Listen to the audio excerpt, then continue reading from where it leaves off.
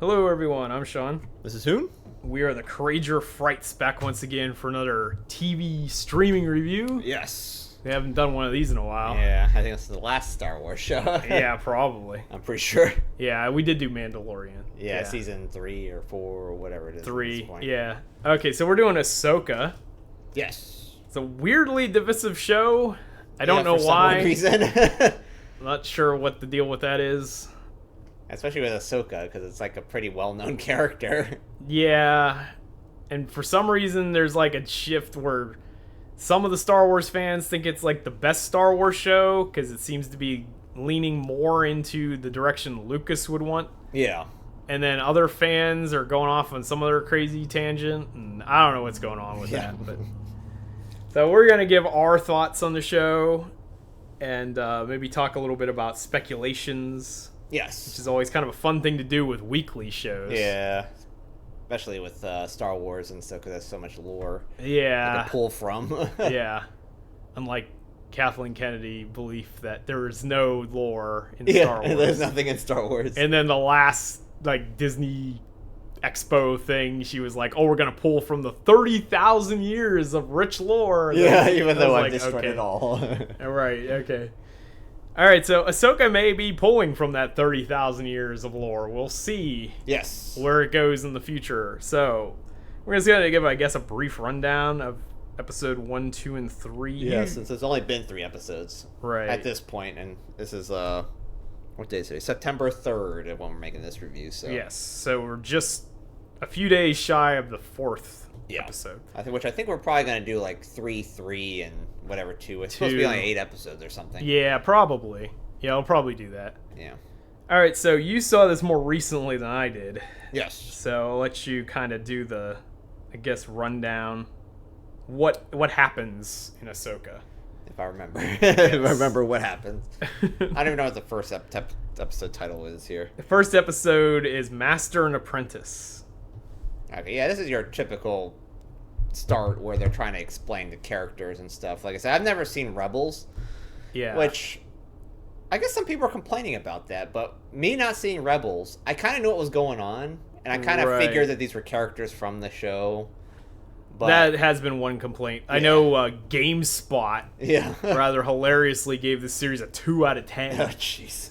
Which is a bit extreme for any show, I think. Especially a Star Wars show, because they have a formula that works. Yeah, and just production value alone would give it at least a 4, I would think. Like, a 2 is like something that barely is coherent. Yeah, exactly. Or isn't coherent at all. Yeah. If you're going to give something a 2. Like, I feel like it'd get a 1 just for turning on when you hit play. Yeah, pretty much. So, whatever that's about. Yeah, so like I said, this is like the first episode's about them kind of explaining what's going on and like it's basically introducing characters. So right. I believe the first scene was them actually like it shows like the 2 main I don't know, like they're villains or something like that. Yeah, I think there's probably a double meaning for Master and Apprentice here. Because it's probably talking about the main 2 villains and also Ahsoka and Sabine. Yeah, that could probably be the case. Because like the first scene, I believe, is like you're on like an not Imperial, but like an Alliance ship or Republic ship or whatever. Yeah. And there's like a hail saying that there's these 2 Jedi. Like there's a Jedi code that was used that hasn't been used for like years. Right. And it's like, we're Jedi, and they're the one, like the officer that's on board, he's like, we'll call their bluff. Yeah, it's more like he's he's like intrigued by it. Yeah, he's intrigued, not really like, I don't believe you, basically, because it's like the Jedi's not around. Yeah. So when they come in, they're like, I don't believe you 2, so I'm going to arrest you. And then he's like, you are right about one thing. I'm no Jedi. So you kind of could obviously tell that these 2 characters that are coming up aren't like holding the Jedi ideal here. No. So like these 2 guys is Baylan Skoll and Shin Hati. Yeah, so Shin Hati's like the apprentice, I guess. Right.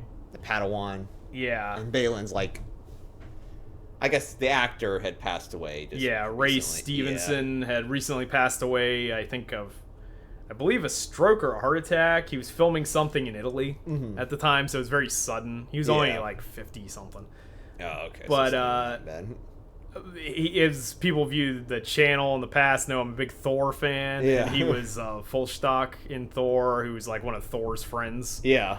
So yeah, he's been a very different character in that. Yeah, this one he's like stoic. He's pretty imposing. Right. Like I don't know, is he actually tall in real life? Because he seems like towering over everyone. Yeah, he seems like very tall. He's very stoic in this, like you said. Yeah. Like he doesn't come off as a cartoonish Sith villain. Yeah, he's more like, I don't know, he's just kind of like yeah, he's very like straight edge. Like, yeah, straight edge, and he's calm and like calculating. Yeah, calm and calculating is probably which is in line with Thrawn himself. Yeah. So like we're seeing more intelligent villains here. Yeah, not like cartoony villains. Not Palpatine cackling away all the time.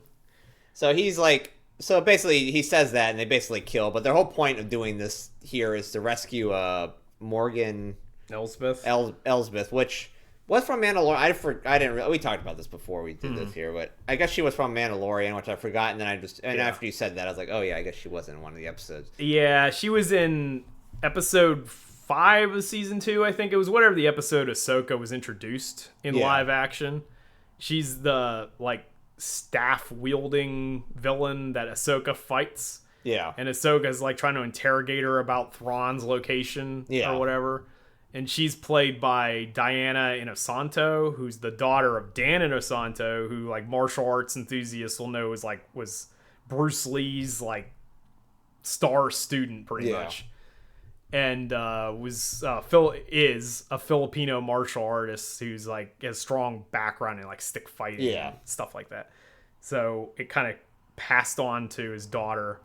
And then she, which I don't think this was revealed until Ahsoka, is actually part of the Night Sisters. Yeah, which I didn't know what the Night Sisters were. Yeah. So they're like a group of like witches that exist on like Dathomir, which is where Darth Maul's from, I think. So they use, in addition to the Force, the Clone Wars, for people that haven't watched the animated series, the Clone Wars started introducing these other concepts of magic and all this other stuff beyond the Force. Which kind of makes sense, because the Force kind of is like an all-encompassing thing. Yeah. Which people can probably harness it in different ways, yeah. And I think that's what this is, because they do some wild stuff in the Clone Wars with the Night Sisters. There's, at one point, there's like their lead witch or whatever puts like a voodoo spell on Dooku from like across the galaxy. And they also have like ability to resurrect their dead as like zombie warriors. That's pretty crazy. It's some crazy stuff. It's interesting. That is a pretty interesting thing going into like Star Wars, adding that element into it, I would think, because you're like, you have other angles you can go. Yeah, because now with them we have like necromancy and like all this other crazy stuff going like on. Dark magic users or some dark magic wielders. Right. But that was the whole point, and they talk about a map, and this is the map of Thrawn, which I don't really. It's a weird plot point. It's like they use it in like every one of these since The Force Awakens. They like use a stupid plot point. It's like dumb. This is one area where we both agree is a negative. Yeah. And that's the star chart or star map or whatever. This plot has been stupid since they introduced it in Force Awakens. This idea that you make a map to find your location that anybody can find. Yeah. You just throw it out to the ether, and whoever finds it gets it. You could find me. Yeah, you can come find me, because apparently human beings are immovable objects in the universe that will never change position. Especially someone that's been exiled, like Thrawn has. Yes. At least that's what they keep saying, he's exiled. I don't know if that he actually is exiled or... Well, yeah, it was something... I've never seen Rebels either. I've seen parts of Rebels. Yeah. I have a general idea of what happened, but I'm not 100% on it. But I do know that had something to do with the Purrgil, those star whale things. Yeah, which that's in episode 3. They really show a lot of the Purrgils. And they ended up... Ezra and Thrawn both ended up getting thrown out of the galaxy. Yeah. Or something. And ended up somewhere else. And they don't know where they are. Yeah. And that's bringing up some interesting points that we'll delve into more in the future. Yeah. But anyway, the reason why those Dark Jedi come is to get Morgan because she allegedly knows the location of this map. Yeah, because she's like, I think she kind of knows. Yeah, she kind of knows the map and how to like actually unlock it. I guess it kind of seems like she knows how to unlock this stupid thing. Yeah, that's what it was. Unlock the map. Yeah, I think. she's like the cipher or something. Right. And then meanwhile, Ahsoka is like finding the map. She's almost doing a Star-Lord thing from like the first Guardians of the Galaxy, just without the music. Yeah, because she's on like she's looking at like some ancient Night Sister like or whatever called like some kind of ruins or yeah, it's something. like their ruins. It has the map there. It's like Indiana Jones. Yeah, in a way. It's like the one part like the actual star map is there. Yeah, which she's doing her own thing while they're rescuing like Morgan. Right. And she gets it, but she doesn't know how to open it. Yeah. So she takes it to. She takes like Hera or something. Yeah, she goes to the Republic High Command or something, and Hera's there, which I think is another Rebels character. Yeah, she was one of the main characters. She's the Twi'lek that was like the captain of the ship they were on. Yeah. And she's one of the main characters. Here, hilariously, is played by Mary Elizabeth Winstead, who I believe is Ewan McGregor's wife in real life. Oh, there you go. So there's an Obi-Wan connection here. There you go. But this is her first time in live action. And she was like romantically involved with Kanan, who was the Jedi that was in Rebels. Oh, okay. Who taught Sabine initially. And then at some point, Ahsoka also became kind of a tutor for Sabine. Yeah. And Sabine's a major character here. She is a Mandalorian. Yeah, because she actually gets introduced right after this point, because Ahsoka's like, I did find one thing, because basically the droids that she fights self-destructs. Yeah. It's like some self-destruct initiative that blows the whole place up. But yeah. She's like, I have the map. It's like, we need someone to cipher, and I guess Sabine must be like an expert at doing this type of things. Yeah, she's really good at like hacking things and machinery and that sort of thing. Yeah. And also Huyang is back. He's the droid that's assisting Ahsoka. But Huyang initially was like the youngling lightsaber instructor at the temple. But he's this ancient droid that's been around since like before the Jedi even existed. Yeah. And there's a joke about him in the Brotherhood novel. Yeah. Which the droid is voiced by David Tennant. Yeah. Who people might know as the 10th Doctor in Doctor Who. Yeah. And there's even a joke in one of the novels where it talks about how supposedly he arrived at the temple in a blue box like 20,000 years ago or something. Which is like a TARDIS reference. But yeah, he's kind of cool. He's like a smart ass droid. I like his character. He's a very he just tells it like it is. Yeah, he tells it like it is, and he jokes around with it sometimes. Yeah, he basically tells Sabine she's like the worst Jedi candidate. Yeah, after like 10,000 years ever. You're the worst. You're just the worst person ever. But yeah, this is where we get introduced with Sabine, because she's supposed to like be at like a memorial or something about after the war. Yeah. But she's just like not there because she's like not interested in that type of stuff. Right. It's supposed to be like memorializing what they did. And also, as like the Rebel Alliance or whatever. Yeah, and like Ezra. He's like a big part of this, despite him not being around.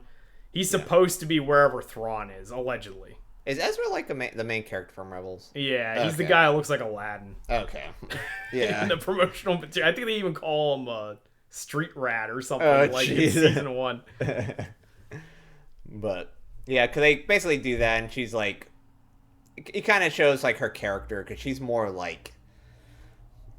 I don't even know how to call it. It's kind of like a rogue... Yeah, a roguish character. Like punk rocker chick. Yeah, it's kind of like the... Yeah, that's pretty much like the first scene you see her.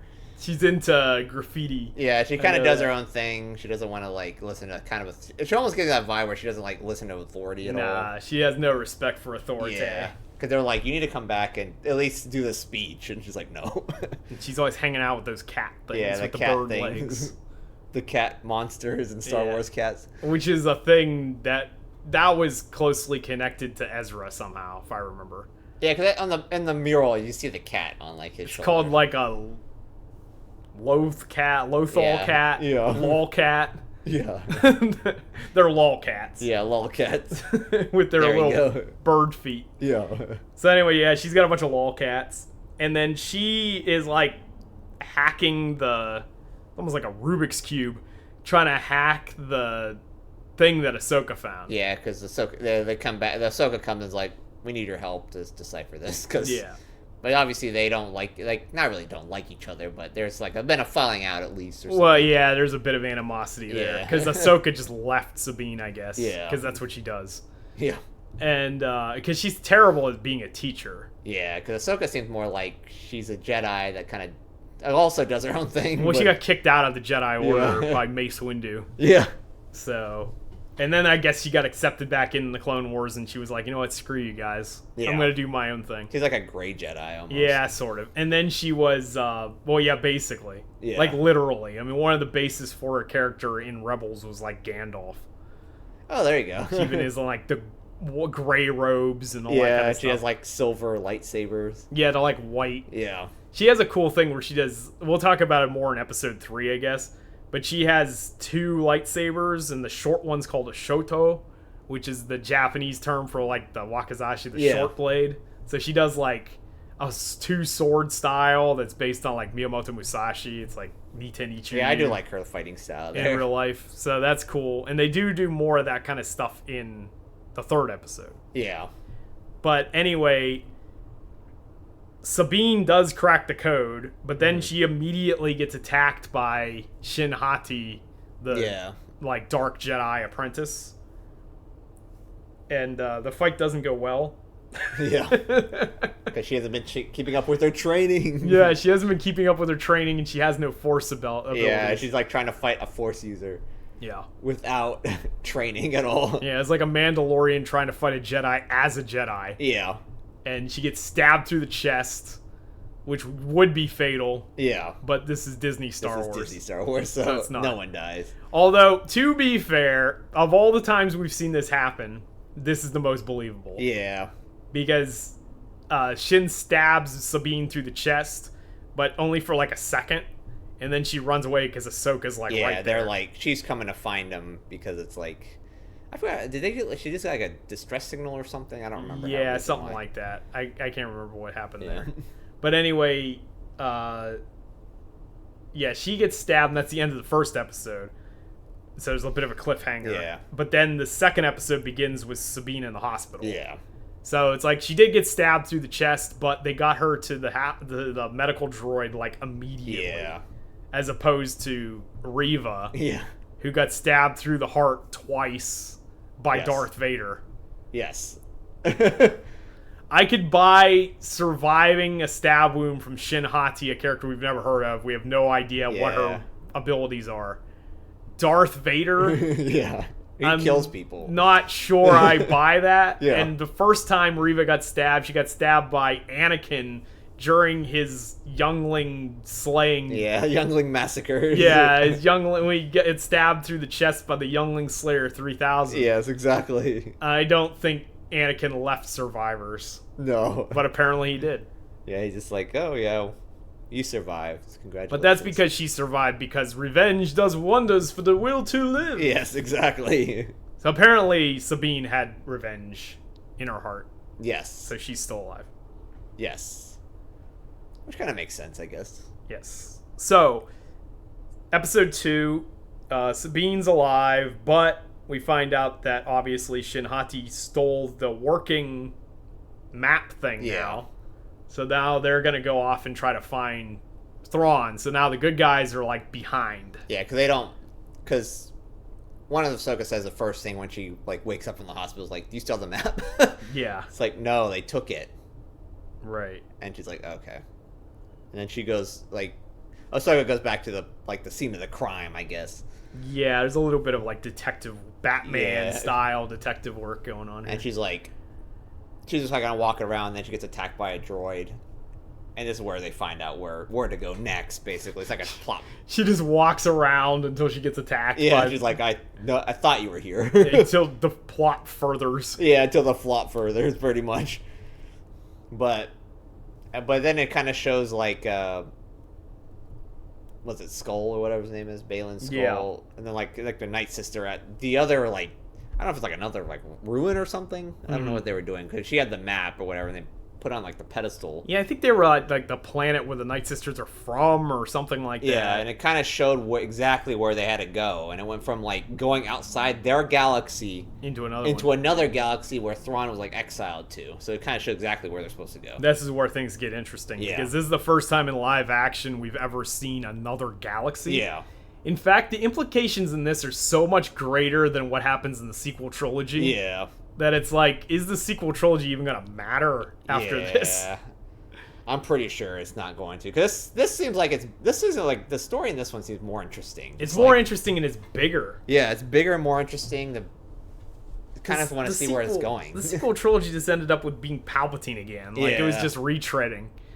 This is about like Thrawn, which is like an Imperial officer. So right, and they're talking about going outside the galaxy, which is the first time this has ever happened in canon. Yeah, it's happened in the EU before, but not canon. Yeah, and then I don't know if they're gonna do World Between Worlds, but that's like a weird like dimension of time travel that exists in Rebels.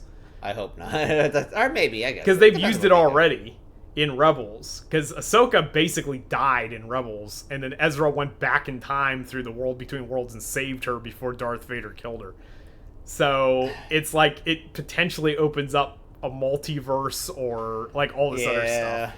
I don't know if they're going to do that in this show or not, but it does exist in Rebels. I would think that would be...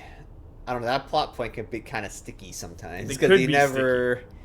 Well, especially with time travel, it can work, and sometimes it doesn't work. Right. And very often it doesn't work. Yeah. But it has been done already Yeah. in this continuity that they're talking about. Yeah.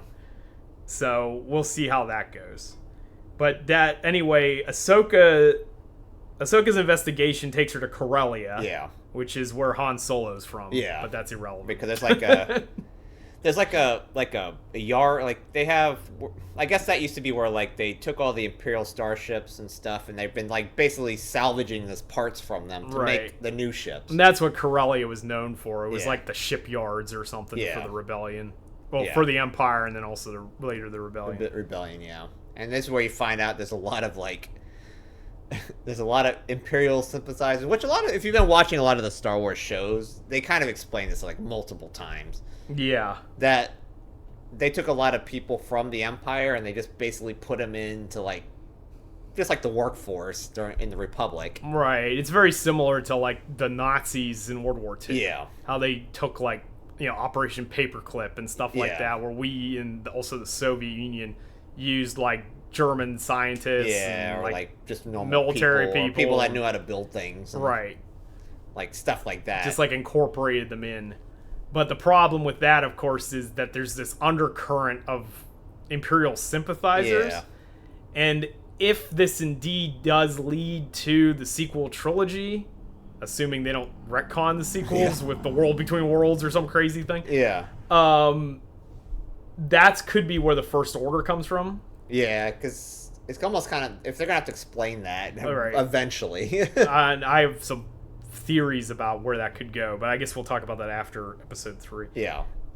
So basically, they track down some of this stuff, but then they get attacked by the bad guys. Yeah, it's like Ahsoka ends up fighting Merrick, who's like an Inquisitor. Yeah, and like she didn't really fight what's her name, Skahi or whatever. Like nah, she hasn't fought Hati yet. Yeah, because she's like because at one part when there's in the when looking at the star map, she basically tells them to go over to Corellia and basically get the ship because they're building like a hyperspace travel ring or something. yeah, and that's what they end up finding, and they're trying to find the hyperspace ring. Yeah.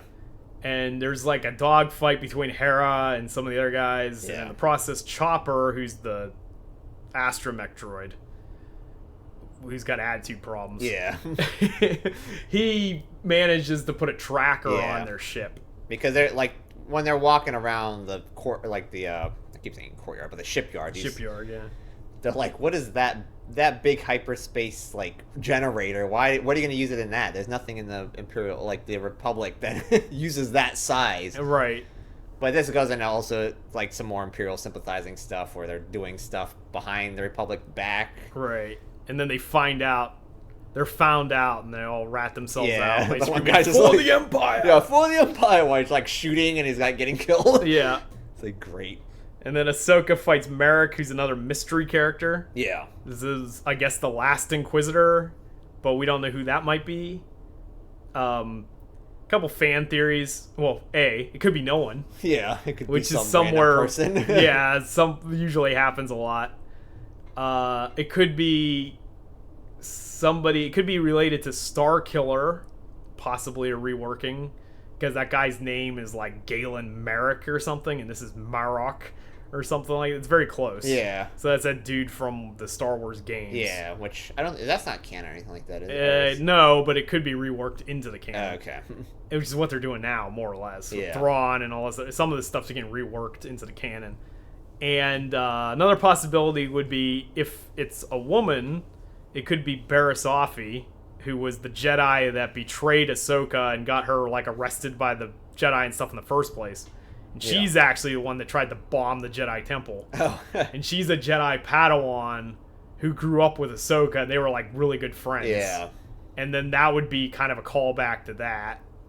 And that's who the Inquisitors are former Jedi. Yeah, and they're hunting down other Jedi. Yeah, so he or she would have to be a former Jedi to be an Inquisitor. Yeah. Or at least Force sensitive. Yeah. So those are just some fan theories. But like I said, it could be no one. Yeah, it could be no one. So, based on the past, though, and they seem to be setting up a rivalry between Ahsoka and her, or him. Yeah. Because they already fought once. And being like And Dave Filoni. And being Dave Filoni with like his encyclopedic knowledge of right. Star Wars. And he's the one that oversaw those story arcs in the first place, because that'll happen in the Clone Wars. I could see him just pulling characters from like his show or whatever. Yeah. Alright, so then episode 3. Yeah, this is where episode 3 pretty much starts here. Episode 3, I feel like, is the one that you probably could explain in like 3 sentences. Yeah, because most of it is like build up. Yeah. And you this is where Ahsoka, like, it shows what's her name? Sabine Wren is like training in the ship or whatever, but they're like building up, trying to get to their location because they're like tracking device area. Yeah. And then they find out that this hyperspace ring, like this big gigantic ring, is being made, and it's like, what is that? Yeah. It's supposed to be a hyperspace ring. Right. So you can travel pretty far distances without having to worry about like where they're going, I guess. Yeah, so the hyperspace ring, they find out, has these like giant engines. It's not finished yet. Yeah. But it's a transportation system that could get them potentially out of the galaxy. Yeah. To find Thrawn. Which, that's cool that the secret weapon's not another Death Star. Yeah. That's nice. Let's hope not. We'll see what Thrawn's vehicle is supposed to look like. Yeah, Thrawn has a Death Star. Yeah. He has Starkiller base. Yeah, there you go. But that's kind of what they're doing in the interim while they're flying to the location. Ahsoka's training Sabine. So about a third of this episode is training Sabine. Yeah. Which is cool. As somebody who trained in like Kenjutsu and Yaido and stuff, so it was kind of cool. One thing I thought was cool, and I don't know if this is actually the terminology for what they were talking about, but I thought it was funny that she said to use Zatoichi. Yeah. Which I'm guessing Zatoichi is the name of the thing where you put the blast shield over your face and try to fight without I think seeing. so. I'm pretty sure that's what that is. Which is absolutely a reference to Zatoichi, the blind swordsman. Yeah, there you go. So they call it Zatoichi, which is cool. Yeah, there we go. And Sabine's training with a boken, which is like a wooden katana. Yeah. Which I don't think I've ever seen in Star Wars. And they even say, like, in the subtitles, because we watch it with subtitles. Yeah. So it even says wooden, like, boken. It says boken in the subtitles, yeah. Which I thought was pretty cool. And here's one of the controversial things, because they're talking about training Sabine to be a Jedi. Or not really. Hu Yang says that she's a terrible candidate to be a Jedi. Yeah. Ahsoka says she doesn't need to be a Jedi. No. She just needs to be her. Like, she's trying to teach her how to use the Force to better herself, but she doesn't have to be a Jedi. Yeah. Because Ahsoka doesn't believe in the Jedi anyway, so like that's not what she's trying to do here. Yeah. And George Lucas himself always believed that the Force was in everything, and everyone could be could be a Force user. It's just the midi-chlorian thing. Some people seem to think the midi-chlorians negate that, but they don't. No. Midi-chlorians are just a way of measuring that ability. Yeah.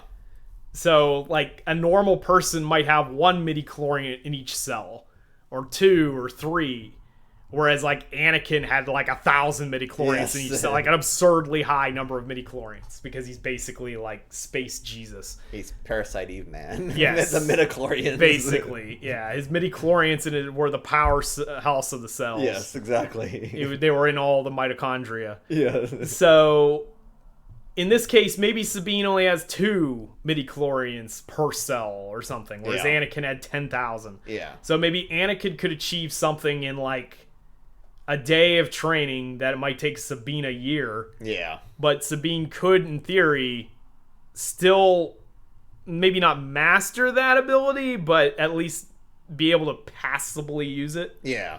Like, enough to actually move stuff around or something. Right. She may be able to move, like, she tries to move the cup, but she fails. It doesn't move at all. Yeah. She might be able to move it a bit later. Yeah. Or she might be able to pull her lightsaber to her. Or she might be able to get, like, spidey senses or something like that. Exactly. Yeah. But nothing like... It's going to be breaking if she does, like... She's able to, like, hurl a Star Destroyer at somebody. Then there's going to be problems. But where it stands now, it's in line with George's ideas. Which kind of makes sense. Because it's like... It doesn't make sense that you have to have midichlorians to be a Jedi. Yeah. It's like, well, everyone has midi-chlorians. Yeah. It's just the midi-chlorians are a way of measuring it. Yeah. George said that it was like your ability, like yoga or karate or something. Yeah. Like some people are just naturally gifted. Yeah. And maybe you could learn, like you try to learn your first kata in karate. Yeah. Maybe you could learn it in 1 lesson, but maybe I'm not as good at it, and it takes me 10 lessons to learn it, but at the end we still have the same level. Yeah, exactly. And in canon, I don't know how many people know this, like, extra canon stuff or whatever outside of the movies, but in canon, Obi-Wan Kenobi was terrible at using the Force. Yeah. He's like one of the worst candidates in the history of the Jedi Temple. But he was extra studious. He kept training. He was persistent. He had a higher level of patience, which is probably something Sabine doesn't have. But no, her character would not have a lot of patience. Which is a strike against her. But Obi-Wan was able to overcome that, and in the end, he managed to defeat the Chosen One in a lightsaber fight. So it doesn't... Your ability, your natural aptitude for the Force doesn't necessarily mean that you'll win. Yeah. Like... If her and Shin Hati have a rematch, it's possible Sabine might take her by surprise with maybe the little technique she knows or something. She has like one little trick up her sleeve or something. Yeah, we can do something else to like... Right. I don't know, stagger that person. Yeah, or use a mix of that in her Mandalorian training or something like that. Because she did look at her armor, I think, in 2. Yeah, she was wearing her armor at one point. Yeah, so it's like she could start using her armor and wielding the lightsaber. Yeah. Because she was at one point the wielder of the Darksaber. So, and Kanan, when he was alive, was teaching her how to use the Darksaber like a lightsaber. Yeah. So it's like she has some familiarity with a sword. Yeah. Of some kind. So there's that. She's not a complete novice. She's just a novice at Force stuff. Yeah, using, like, throwing people and stuff like that. Right, yeah. But she knows how to use a sword. Yeah. She's just rusty at it. And she knows how to use a blaster and a flamethrower and all that other crap. So they even ask her, like, have you been keeping up with their training? No. And it's like Bruce Lee said. Bruce Lee famously said, like, in an attack between an unarmed assailant, say I'm an unarmed opponent and you attack me with a knife. Yeah. You think you have the advantage because you have the knife. Yeah. Actually, I have more weapons than you do because I have 2 fists and 2 knees and 2 elbows and a headbutt and all this other crap. Whereas you're just focused on the knife because that's your weapon. Yeah. You're less likely to throw kicks and punches and elbow strikes and stuff because all your intent is on the knife. Yeah. Now, I mean, whether you believe that or not, I mean, a knife is a knife. It's an advantage. Yeah. I don't know if I buy that, but it's still a concept that they may use. Yeah. Like, Shinhati may think that she has the advantage because she has better control of the Force, but maybe that overconfidence could be her weakness, just like Anakin. So, who knows where we're going to go with that. Yeah. And then there's a big kind of dogfight, very reminiscent of A New Hope. Yeah. They even have, like, lines from that. Yeah, they do. Yeah. It's like, with the blast shield down, how am I supposed to see? Yeah. Or like, I got him. I got him. Don't get cocky, Yeah, kid. don't get cocky, kid. They didn't say that, but it's set almost it up like, for it. Yeah, hinted it that way. Yeah, it was pretty close to A New Hope. And then, anyway, at the end of this, they find out that... I find a couple things. They meet the Purrgil again, which are the space whales. Weird Cthulian space whales. Yes. They have tentacles in their backside. Yeah, it's kind of like, what is that? A little weird.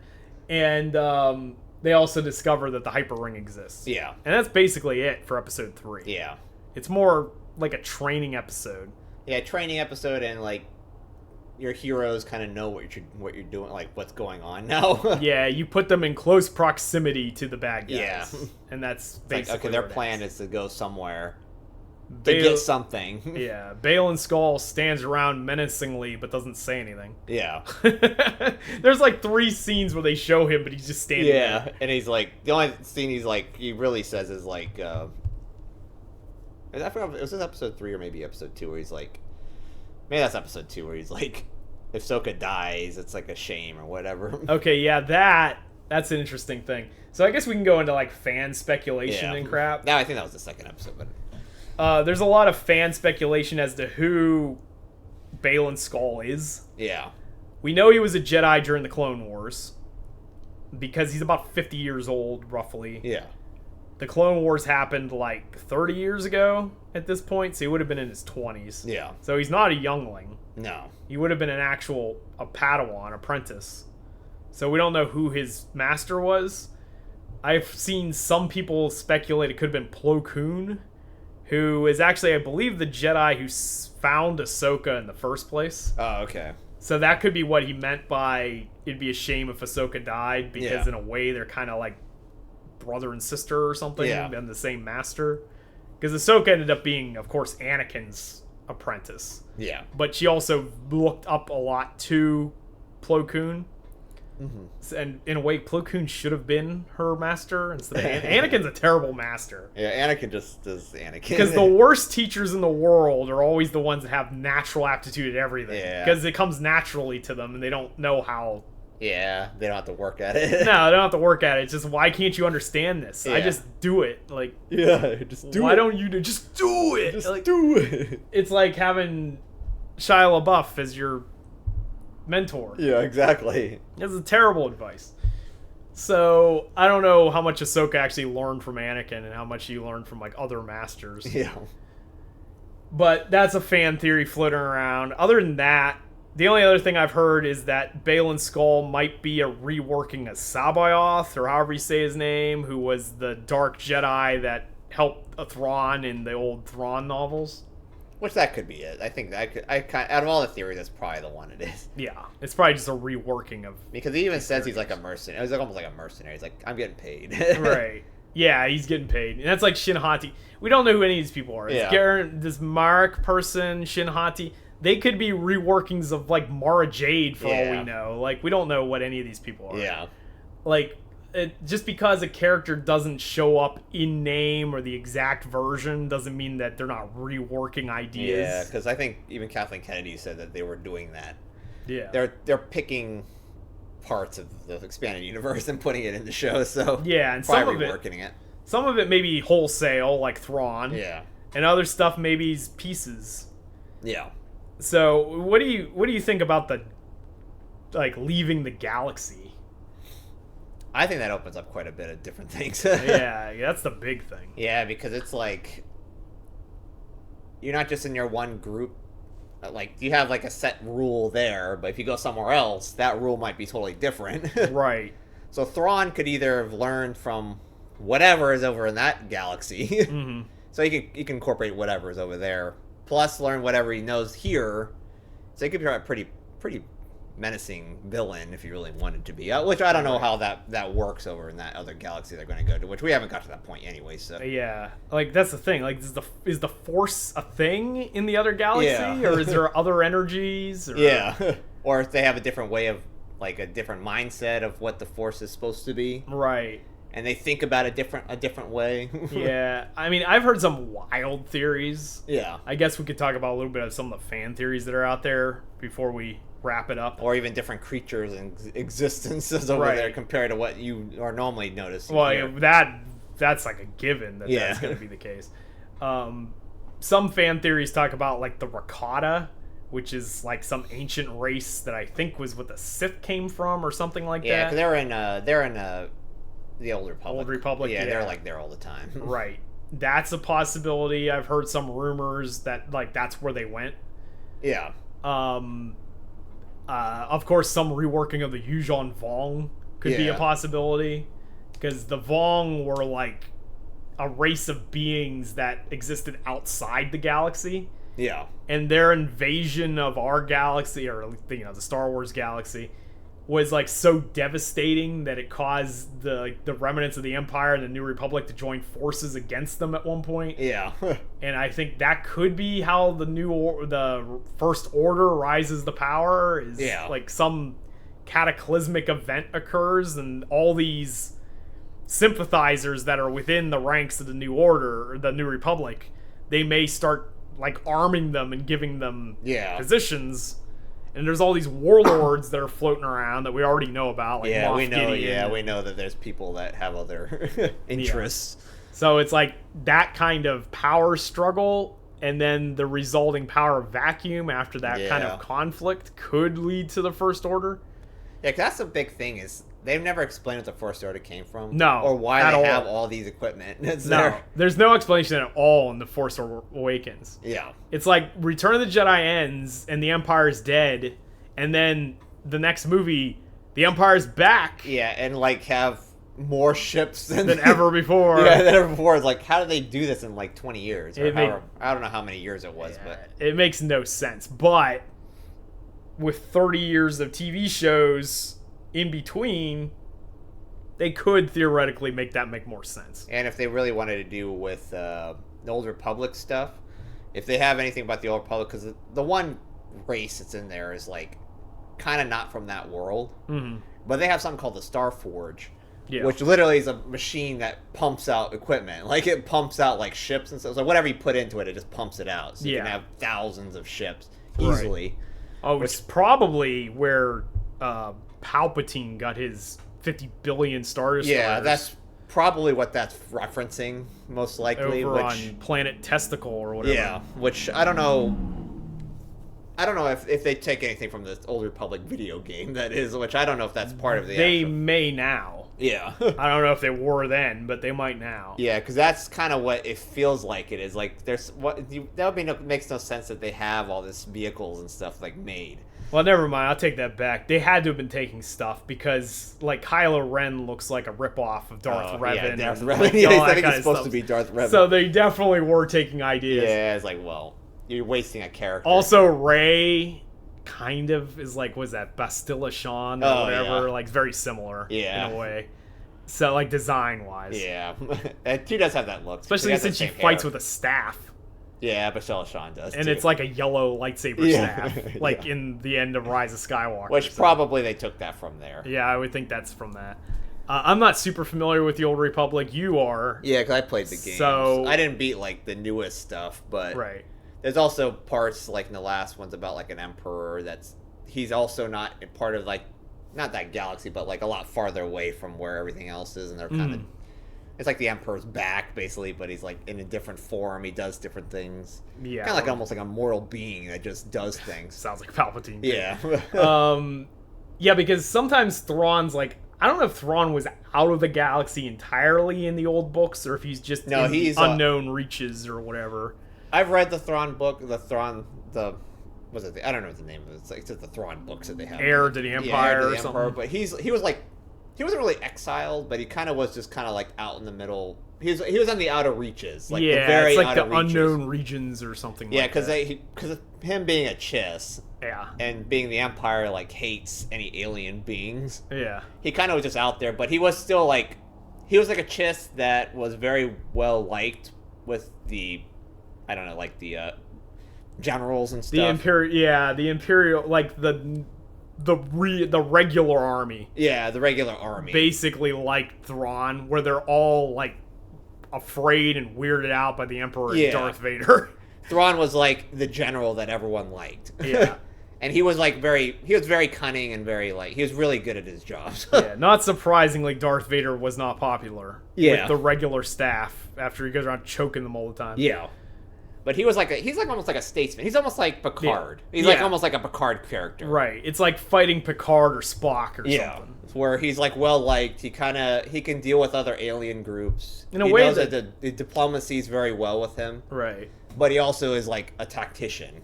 I think that's how the Chiss are anyway. Yeah, they're almost like the Vulcans or something of Star Wars. Yeah, because I think going back to the Old Republic, the Chiss characters are like your infiltrators and stuff, so they can go into places and like they're spies. Yeah, because there's some race of beings in the new canon that are like natural enemies of the Chiss or something. Yeah. And I wonder if they're taking elements of the Vong or like one of these other races into it. So, because I think the Chiss live on the edge of the galaxy anyway. Yeah, they're not like they're very human looking, so they could be in like the Empire. Right. Yeah, but so they're blue. Right. Yeah, I was just gonna say, like, people don't have any clue what we're talking about. If you're like a casual fan, the Chiss are the blue people. Yeah, they're blue people with like these red eyes. Red eyes. Yeah.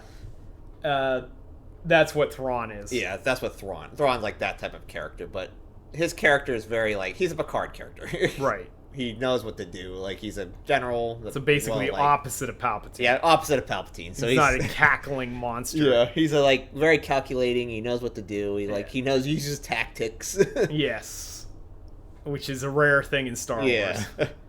I don't think he's a Force user. Pretty sure he's not. He's like just a general. He's like I read some of Heir to the Empire. I have to reread it. Yeah. From what I gathered, he was like a Force enthusiast. Yeah. Not so much a user. He seems to have like a lot of artifacts and stuff like that. Yeah, he has like a little room that has like Jedi or like. Because I remember him talking to his commanding officer or something about something, and the guy's like, "Oh, that's nice, but like we need to do something else." Yeah. And then Thrawn was like, "It's a shame. Like you should become more learned. Like you should read the text and learn." You should learn things. To appreciate the arts and stuff like that. Like Picard would say. Right, exactly. Yeah, very much so. So, yeah, and he's I think like he has... There's another one that I don't know if he's going to have this part, but he does have, in the books, Heir to the Empire, he has, like, Trandoshan, like, bodyguards. Yeah, which I don't know. Yeah, it wasn't a Trandoshan. It was like Nogiri or something. Yeah, they're like a lizard. Lizard men. That's like they're like his bodyguards that he has. Which we haven't seen that happen. But I wonder if maybe if it gets closer to the point where they actually get to Thrawn. Well, the thing that's funny though is that his second in command, that older guy with the mustache or whatever, he showed up in Mandalorian season 3. There's a part where Moff Gideon is like doing a conference call. Yeah. Everybody's doing Zoom with their holograms. That guy's there, and he's mentioned by name. And it's the name of the guy in the book. Because he's like, isn't there like his whispers of Thrawn or something? Yeah, he's like obsessed. He's the guy that's obsessed with Thrawn. He's like, oh, Thrawn's coming. He's gonna save us all. Yeah. But that's the guy that is his like CO or whatever. Yeah. In the book. Yeah. And in the trailer to Ahsoka actually says the words "heir to the Empire." Oh, there you go. Says something about Ahsoka. He's an heir to the Empire, or something like that in the trailer. So it's like he said the thing. Yeah. Well, that is one big difference, I think, from the books and the show here. Like they specifically say he's exiled. In the books, he's not. Since he's not exiled, Palpatine kind of has like his. You know how he has all like secret missions or whatever. He's on a secret mission out in the Outer Rims, basically. So yeah. Well, I'm just curious to see how much they do that. And then they've also written... Timothy Zahn also wrote another Thrawn trilogy under Disney now. I'm kind of curious how much of a difference... So I'm not sure how that... Yeah, between the Heir to the Empire and like this new one. Which the new one is interesting because it takes place way before, because it's like between 3 and 4. episodes. So it's like around the time of Andor or something. So Andor, yeah. So it's totally different. And I think he said somewhere it doesn't necessarily strongly negate his other books. Yeah. Because his other books are written about this time. Yeah. It's like 5-6 years after Return of the Jedi. Because in the Heir to the Empire, you have Luke and like and Han and Leia. And they're doing like those are your main characters, right? Which you may see them in this or someplace. Yeah, going maybe forward. get at least Luke. Luke makes sense to bring into this because you keep bringing Luke into these things. Yeah. But now we have 3 Dark Jedi and a witch. Yeah. Like I think we can use backup because the bad guys have 3 Dark Jedi and a witch, at least. Yeah. Who knows what else they've got? And that seems to be all they've got, actually. Yeah.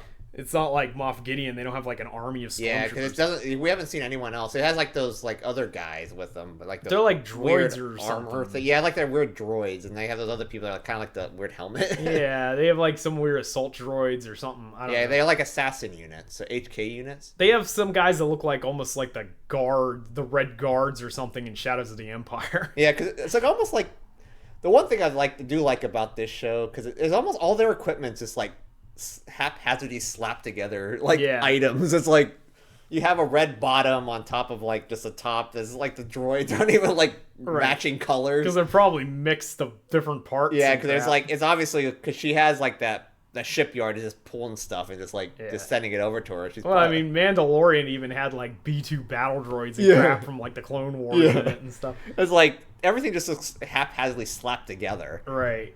Which kind of makes sense because they're trying to like do anything secretly. Yeah, it does make sense. So I'm curious to see what they go with this in the future. Yeah. How much they take from the Thrawn books, how much they weave from new material. And the Rebels. Which they already did. A lot of their main characters are from Rebels. So. I'm going to have to go back and watch Rebels. I've seen some of Rebels, like bits and pieces. Yeah. I've seen all of the Clone Wars, so I know like more or less what's going on. And I have not seen anything. So I'm like the audience that's never seen anything watching this like the first time. Yeah. I'm aware, like you probably can guess from this conversation, I'm aware of a lot of things. Yeah.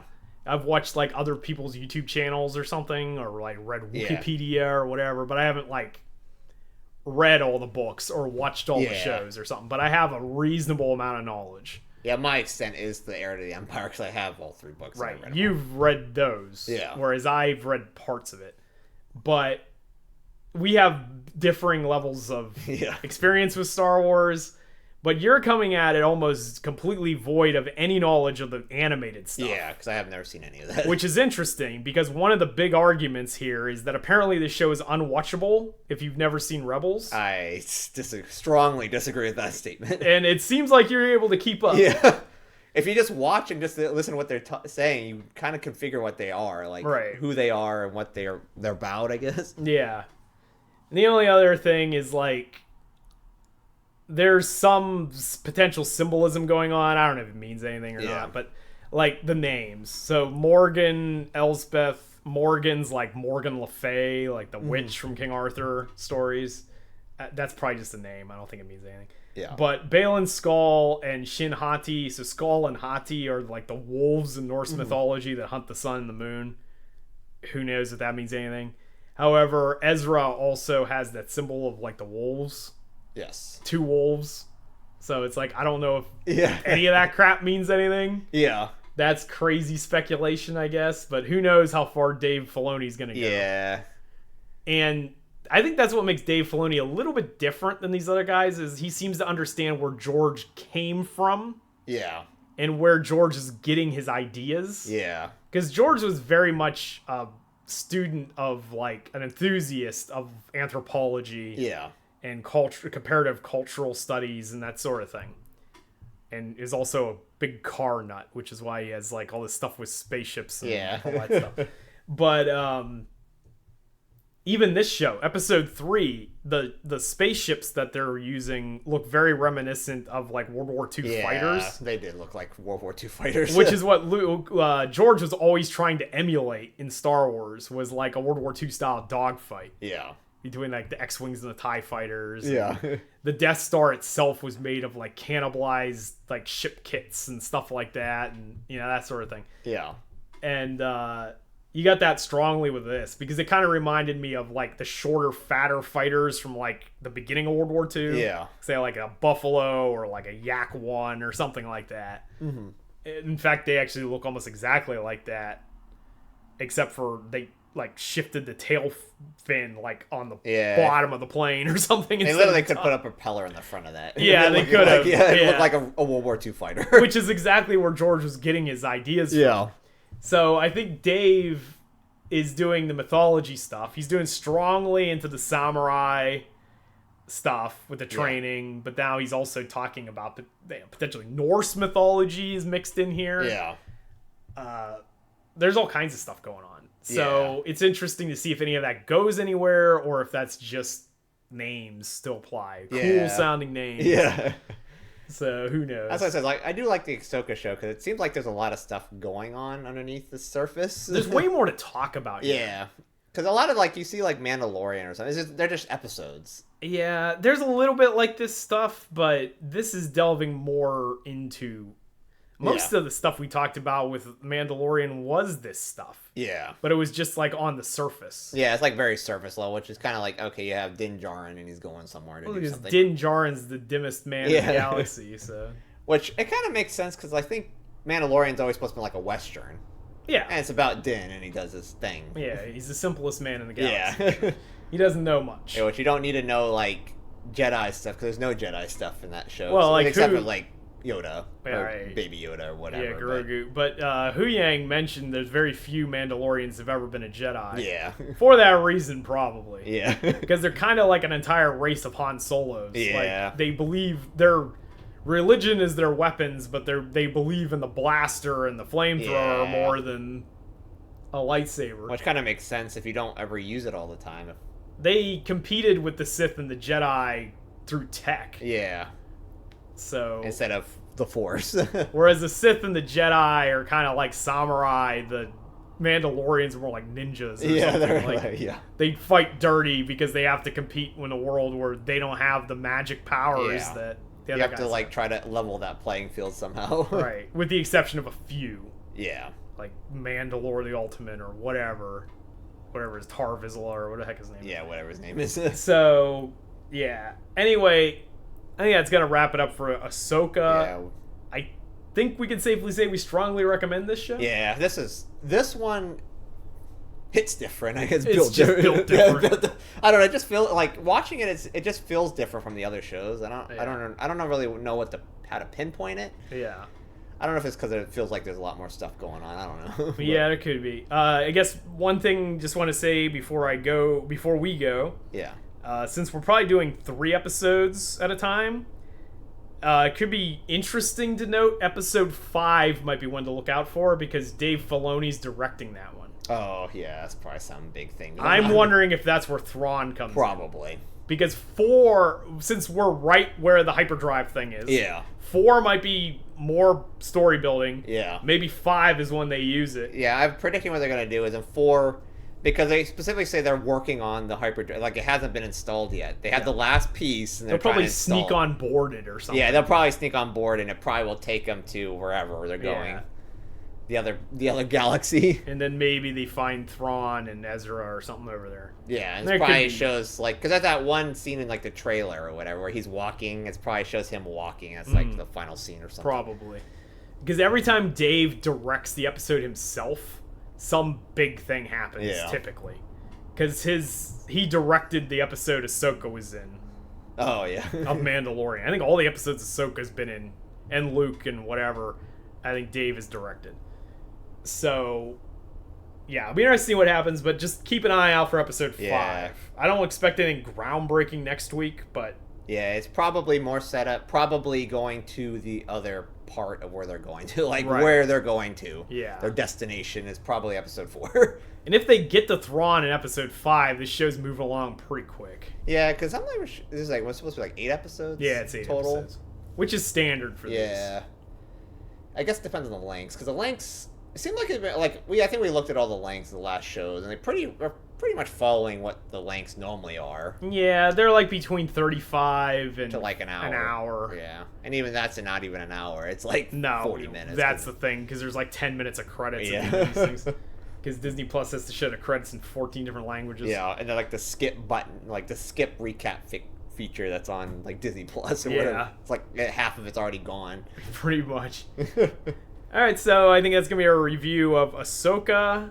So if you like this, give us a like. Consider subscribing for more content like this in the future. And if anyone has any ideas of where the show's going, absolutely make a comment, I guess. Yeah, let us know. Yeah, your like fan theories or what you think's gonna happen with the show.